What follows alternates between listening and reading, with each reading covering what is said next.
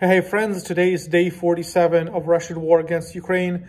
A few topics dominate the conversation inside of Ukraine, from the politicians, spokespeople, intelligence, but also there has been the word going around in the international intelligence community about the decisive battle for Donbas, which we're expecting any day now.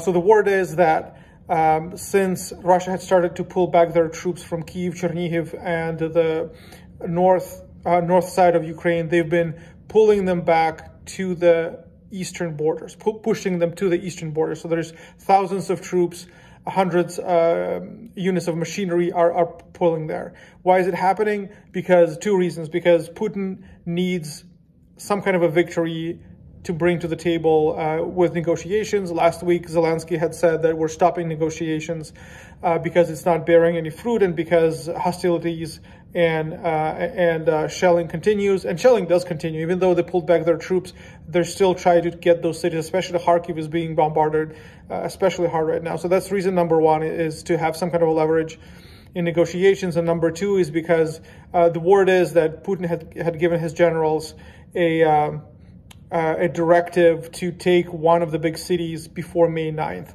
Why May 9th? Is because it's the Soviet holiday of victory of Soviet Union against Nazi Germany. And in Russia, it had reached such a high level of pitch that it's become like a religious holiday. They have huge parades around Russia.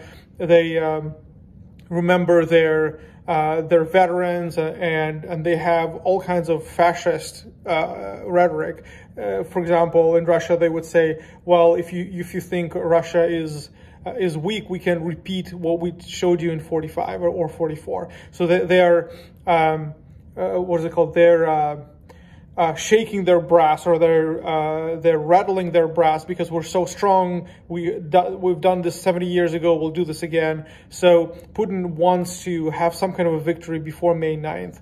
And also because the internal pressure on Putin within Russia grows, because we're seeing in public forums that Russian people have been furious at Russia pulling back their troops from Kyiv and Chernihiv, because they're saying, why did so many thousands of our troops lay down their lives? Not only troops that are our husbands, brothers, sons had put down their lives, and Russia's just pulling them back. They've been furious. The content for Putin is growing. So we know that a lot of his generals are speaking against, not openly against, but against his agenda.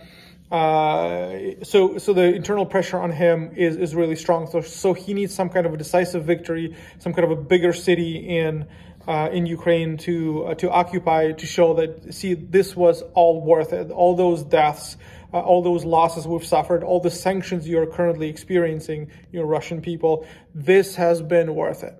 So this is why we're seeing that the clouds are gathering over Donbas and eastern Ukraine.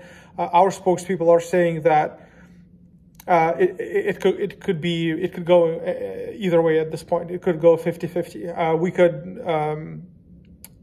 We could stop them and beat them back, or they could actually try to take those two oblasts and control under their oppression. And the variable would be whether we have the heavy weaponry. And heavy weaponry means tanks, anti-air systems like S-300, like Patriot, and fighter jets. So I've noticed that the Western countries have stopped openly talking about what kind of weaponry they're supplying to Ukraine. And I think this is a good move, because nobody should know what's going on within Ukrainian war strategy. This is good because it will give us better chance of winning. So I know a lot of countries have become a lot more serious about not only Ukraine withstanding the Russian pressure, but also winning. I think it was Jake Sullivan and Mark Milley were testifying before Congress. It was not before Congress. Anyway, they were in this. Somebody's calling me. They were in this meeting, and they last week, for the first time, they have started talking about Ukrainian victory. It looks like the West has started to believe that Ukraine can win. What this means for Ukraine is that they're finally willing to give us some heavy weaponry, not just for guerrilla warfare, but to actually counterattack and push Russians back and win this war. And this has been possible because of the courage of Ukrainian armed forces and their dedication, and especially those guys who are within Mariupol and who are shooting back and pushing the Russians back. Those guys deserve a special kind of award. They've been offered multiple chances to leave. They still stay because Mariupol is a Ukrainian city. So glory to those guys. They're awesome. So in the next few days, we're going to see what happens with the Donbas. Our spokesperson for the Ministry of Defense, Aristovich, he's very doubtful that Russia would be able to come up with a new strategy, that they have learned the lessons from Kyiv and Chernihiv and Kharkiv. But because they're so massive, because they have so many troops, so many machinery, that can play an effect. And that's why he thinks it's about a 50-50 proposition. But hopefully with the help of our Western allies, we would be able to not only to withstand that attack, but to push Russians back into their Mordor. Okay, what else is new? Russia, in preparing for this battle for Donbas, they've assigned a new commander for the operation. Before, as you know, even American intelligence, they publicly said, we do not know who directs the operation since February 2024. And there hasn't been any leader that stands out that we could say, well, this person is directing the invasion. But now such person is there. His name is Vorotnik,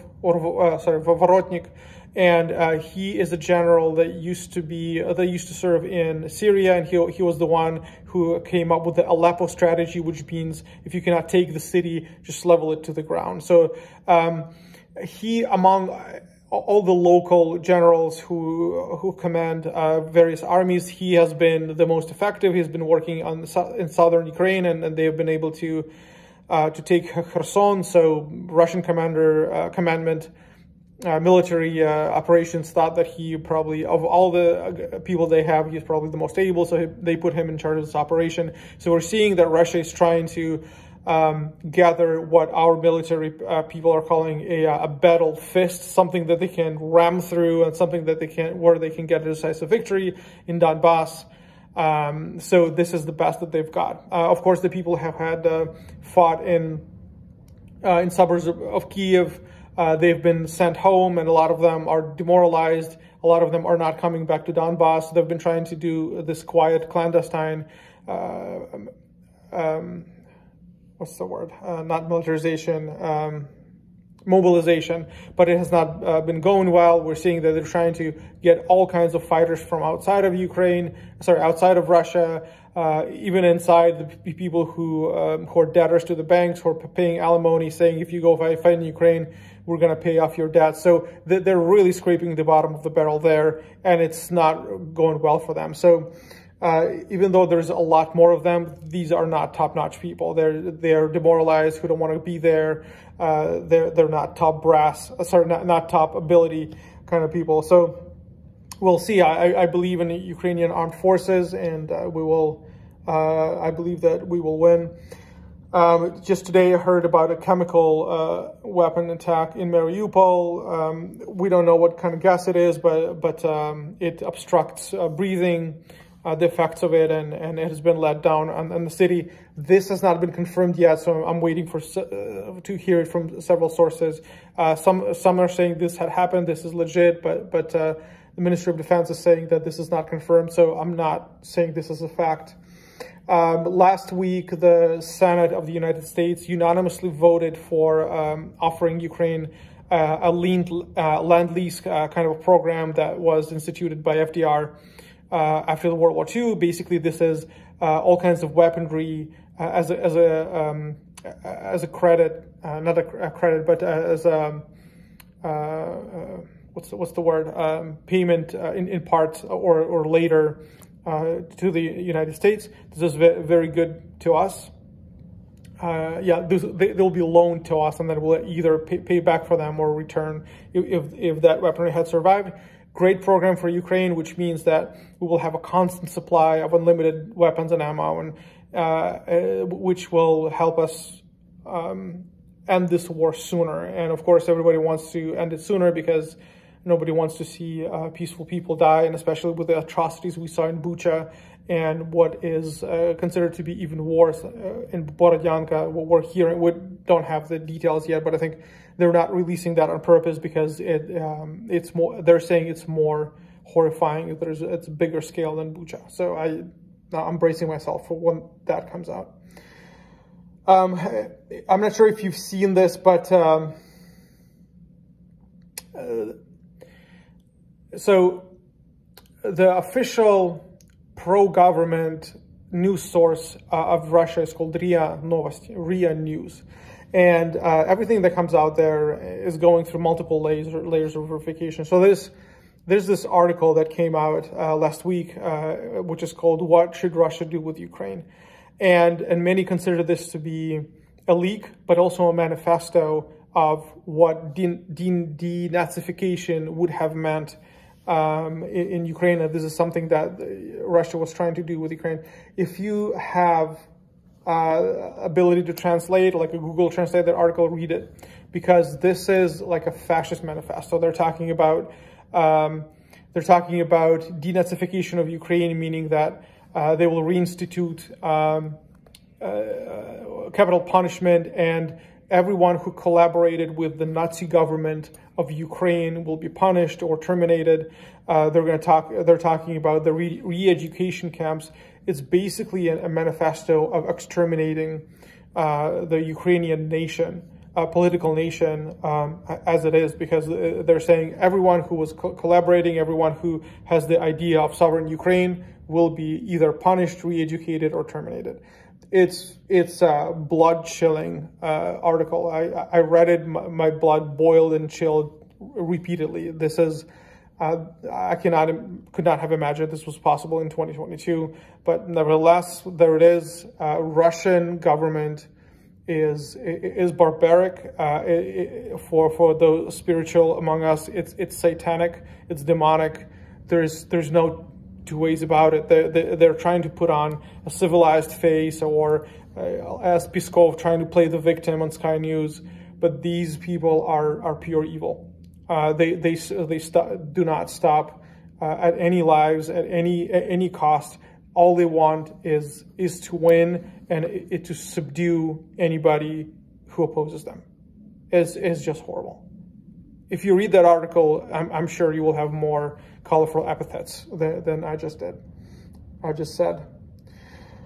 All right, so we'll see what happens with the war in Donbas and that decisive battle, because why is it decisive is because if Ukraine wins this, then Putin will have nothing to stand on. He will not have achieved victory in 2 months in this war. He will have nothing to cover him for the internal pressure he's getting, for a lot of the people who are starting to realize that he's a deranged maniac, and the possibility of his regime toppling will grow several-fold. If Russia does win, that gives them an internal boost of morale. It will undermine the West's confidence in Ukrainian armed forces, so we might not get all of the help that is coming our way today. And Donbas is a big part of Ukraine. I would say it's like 15% of the territory. So it will give them precedent to settle and entrench there, and then from there launch other attacks, which means that this war is going to go for a long time. So let's cross our fingers for Ukrainian armed forces, and with the help of everybody in the West or inside of Ukraine, we will win. Thank you, friends, for your support. I will be back with you in a couple of days to update you on what's going on. Meanwhile, write me questions. I will do a Q&A soon.